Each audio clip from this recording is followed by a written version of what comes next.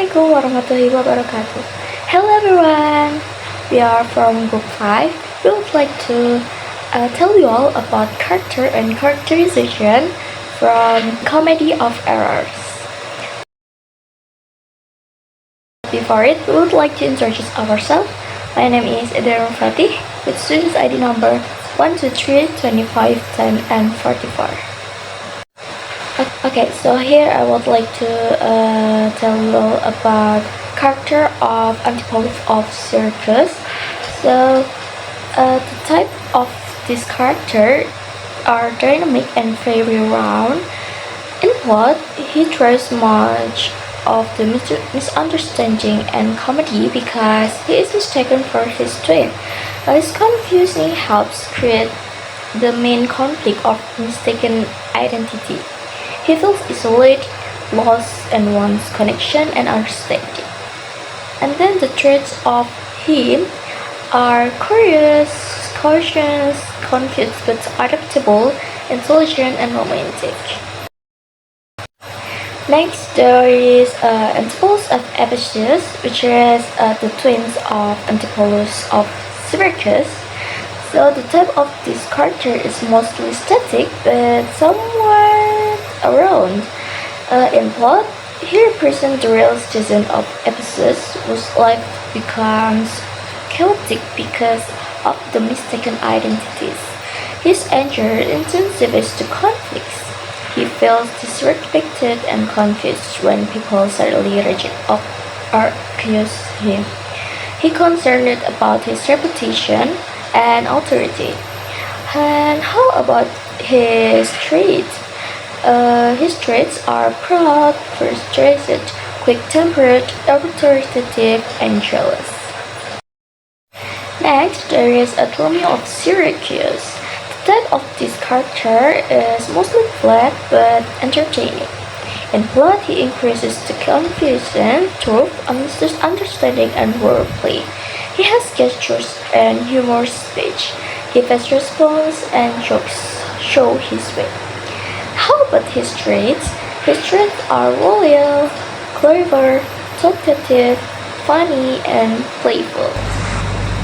My name is Aurelia Salam Ayustio with student number 123251007.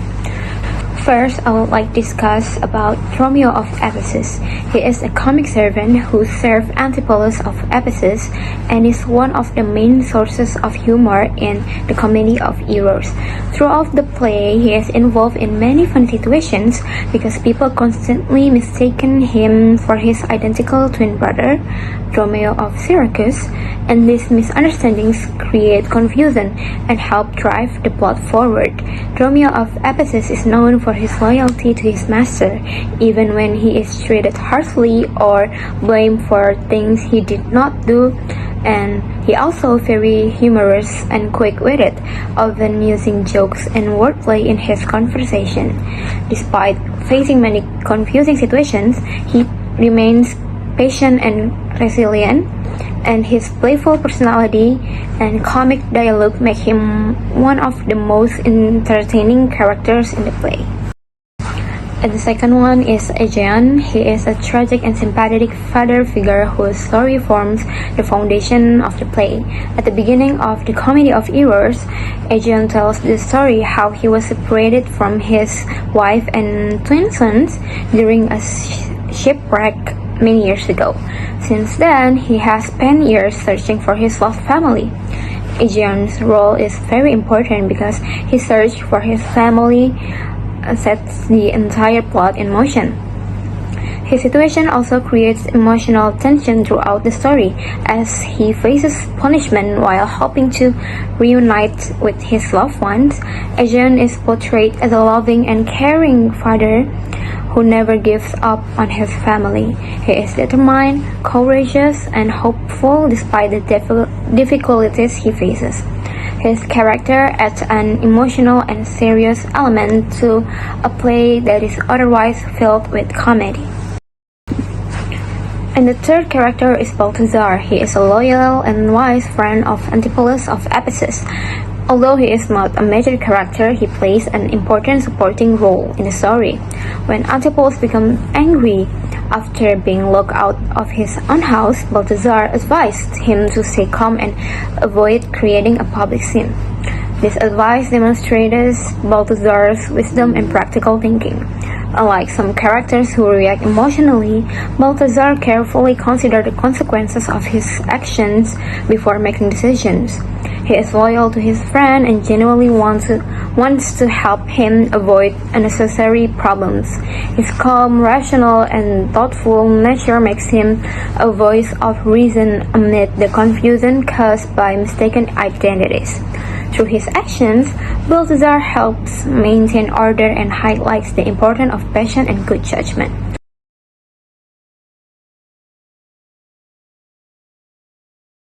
The next character is Angelo. Angelo is an ambitious goldsmith. He is a flat and important sporting character. He is afraid because he acts the same way from the beginning to end. He is always professional and honest, and he never changes. He is important sporting because his action directly caused the main conflict. Why? Because he made a gold chain for Antipholus of Ephesus, but accidentally gave it to his twin brother instead.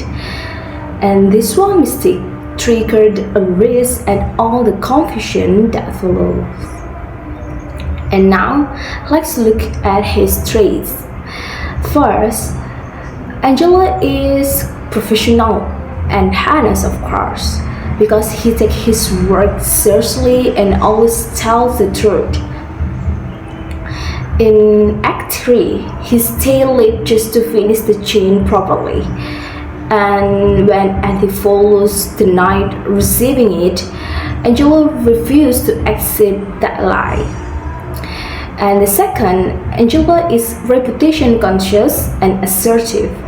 His reputation means everything to him, and he acts quickly when it is threatened. Without hesitation, he paid the officer fee himself to have Antipholus arrested. He even said he would not spare his own brother, showing how firm he is. Now that we have discussed about Angelo and his role in creating the confusion, and let's move on to another character, the first merchant. The first merchant is a citizen of Ephesus. He is a flat and minor character. He is flat because we only see one side of him as the helpful guide. No backstory, no personal struggle, or no change. He is minor because he only appears in Act 1 and Scene 2. After running Antipholus and returning his money, he disappeared from the story completely. Now let's look at his traits. First, the first merchant is helpful and cautious. He looked out for Antipholus even though they just met. He currently warned him about the law, and even advised him to hide his identity so he would not get arrested. And second, he is friendly. Even though he was busy, he still offered to spend more time with Antipholus later. This shows he is warm and welcoming and not just doing a quick transactions. Next, we'll look at another merchant whose actions have a much greater impact on the story's conflict. The second merchant.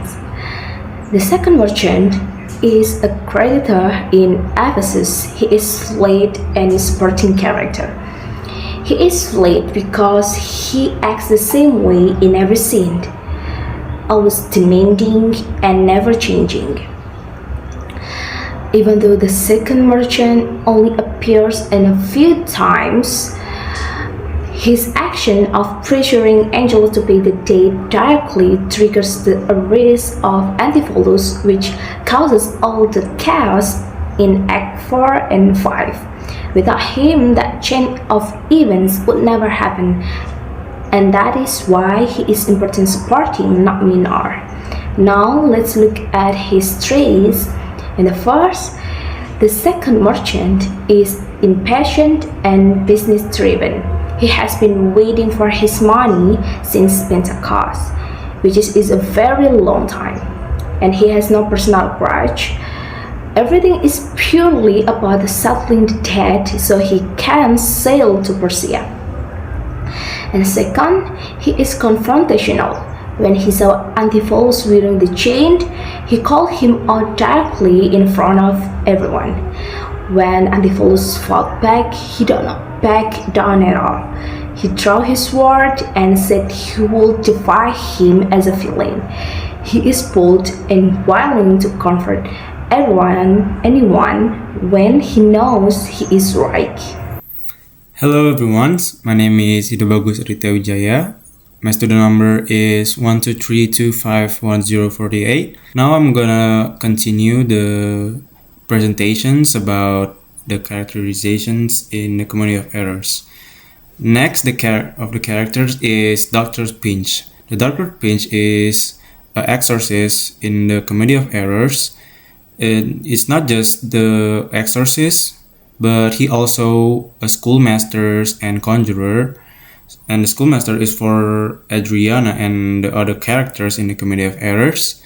So the type of characters in this Dr. Pinch, actually the minor characters villains and dynamic. You know why? Because you can see in the plot the explanations. You can reveal in the Act 5, Scene 1, Dr. Pinch is called to treat the supposedly mad Antipholus of Apicius and Dromius of Apicius. He tries to exorcise them and has them tied up, but his actions, or maybe the motive actions, is only for increase the confusions caused by the twins' mistaken identities. So when this plot is explained, we can conclude 4 traits in these characters. So number 1 is gaunt, number 2 is arrogance, number 3 is authoritative, and last but not least, he is incompetence. Now you can see under the slide there is a pictures of Dr. Pinch. So he dressed like a schoolmaster and actually is an exorcist too. Okay, so next character is Luce. Luce is a kitchen servant or kitchen maid in the Comedy of Errors. He also helped the Antipholus of Theseus in the kitchen servants and also the Adriana and other characters. Now this type of characters is actually the minor character too, and it's flat. You know, because Luce is not have some significance act or maybe some chains in the Comedy of Errors. Now you can see in the plot, it reveals in Act 3, Scene 1, speaking from within the house to refuse entry to Antipholus of Apicius and his party when they are locked up. She is also the woman of Dromio of Sicros, hilariously describes in Act 3, Scene 2, as the large kitchen's wench who claims him as her betrothed or her husband's. So, based on the plot explanations, we can conclude these characters 4 traits. Number 1 is bold, number 2 is defiant, number 3 is smart, number 4 is loyal. You can see or watch in the Comedy of Errors. It's not just only in the Act 3, Scene 1 and Scene 2, but you can also see in other actions. Okay, next characters we got courtesans. So courtesan is entertainers in the Comedy of Errors. The type of characters is minors, and this character is also supporting in the Comedy of Errors. Why? Because we can see on the plots themselves in Act 4, Scene 3, she confronts Antipholus of Sicros mistakenly believing him to the Antipholus of Epesius, and demands the ring she had given him in exchange for a gold chain. When he denies knowing her, she becomes convinced that he is behaving strangely. Later, in Act 5, Scene 1, she reports the Antipholus of Epesius' unusual behaviors to Adriana and joins the other characters in trying to understand the confusion surrounding his actions. So, based on the plot's explanations, we can conclude the four traits in these characters. So, number one is persistence, number two is practicals, number three is observance, and last but not least is assertive. Now, you can see on the slides and below the traits. Now, you can see the dress himself in the courtesans is dressed like a quote unquote is prostitute workers, because in the comedy hours she also a prostitute worker. Hi, my name is Alfa Dwidia. My student ID number is 123 25 10 and 13, and now I'm gonna be explaining about Adriana, Antipholus of Ephesus' wife.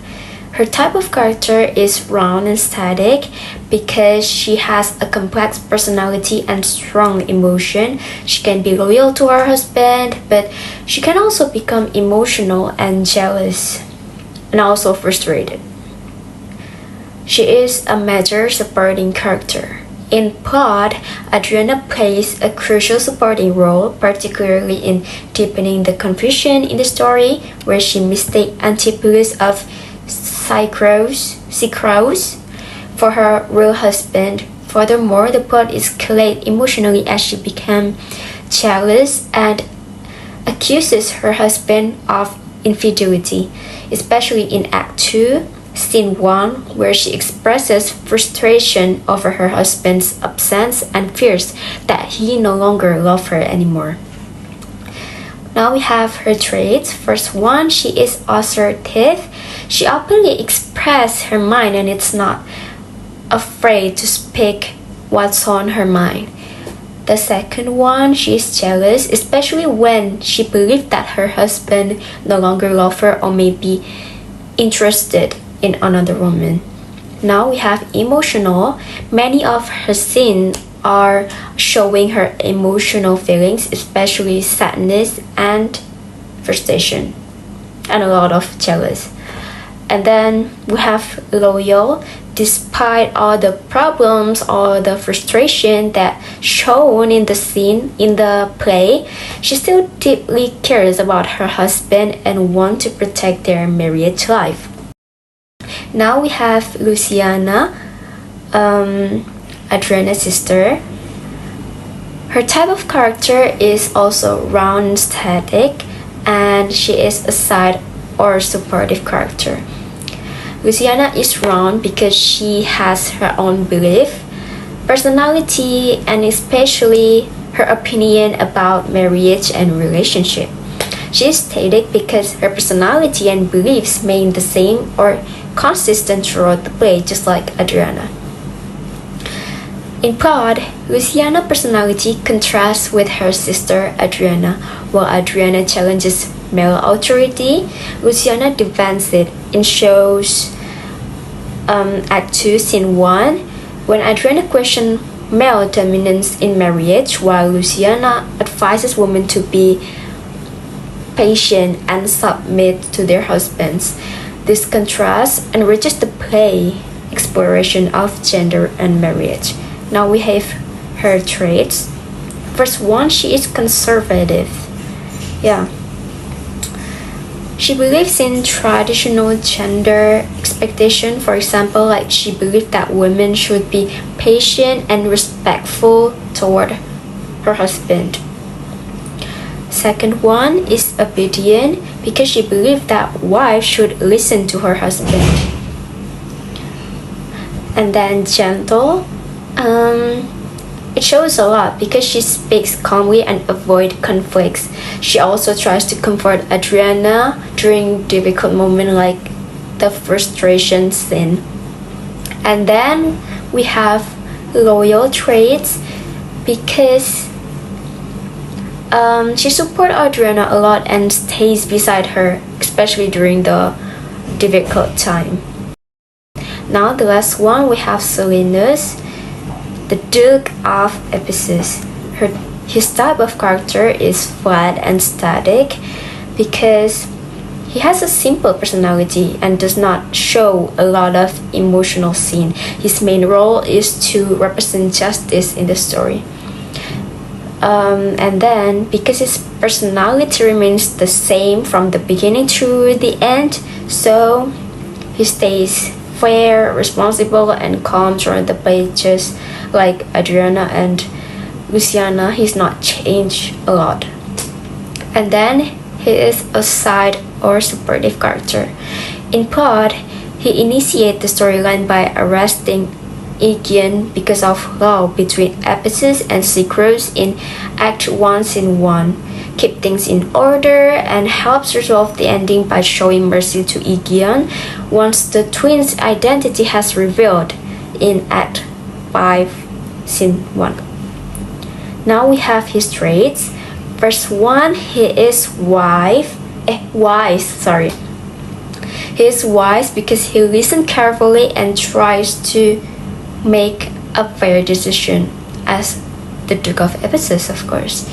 And then he's merciful because even though the law is strict, he gives Aegeon extra time to pay the fine instead of punishing him immediately. And then he is responsible. He takes his duty as Duke of Ephesus seriously. And then the last one, he is calm. He handles problems with a rational mind and does not let emotion control his decision. And that's all from us. Thank you for listening, and thank you.